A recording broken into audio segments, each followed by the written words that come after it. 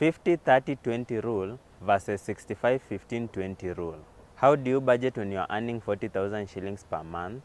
The 50-30-20 rule is a popular budgeting approach in Kenya, but it does not always fit every income level. Different salaries, lifestyles, and financial goals call for different strategies when it comes to budgeting.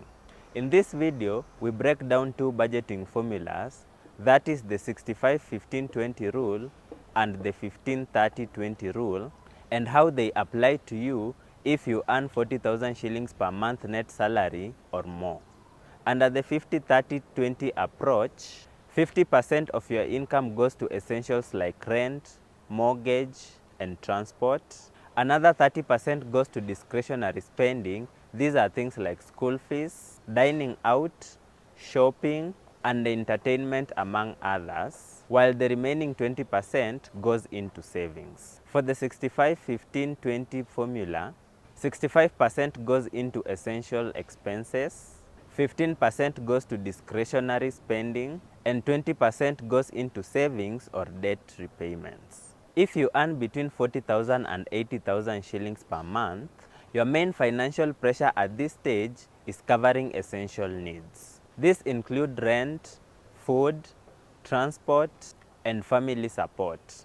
This is likely to push your essential spending way beyond the 50% mark. A realistic approach for this income range is the 65-15-20 formula. Here, you will be required to allocate 65% to your needs. With a 40,000 shillings monthly net salary, around 26,000 shillings will go towards covering your needs, and 6,000 shillings will go towards discretionary spending. This will still give you room for savings. The 50-30-20 formula, on the other hand, tends to work well for individuals earning above 80,000 shillings net salary per month. Here, 40,000 shillings goes to their needs, 24,000 shillings goes towards discretionary spending, and they are left with 16,000, which is channeled towards savings. To make whichever budgeting formula you choose work better for you, you should keep these tips in mind. Number 1, track your spending to ensure that you don't overspend. 2, prioritize essentials to avoid extra spending on wants. 3, automate your savings so they happen consistently.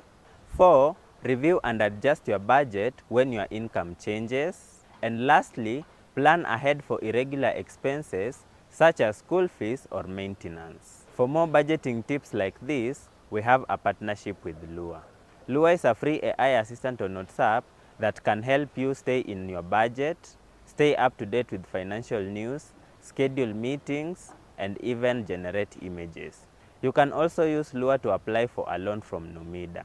If you are interested in the business loan, visit money254.co.ke to make your application or use the link in our bio.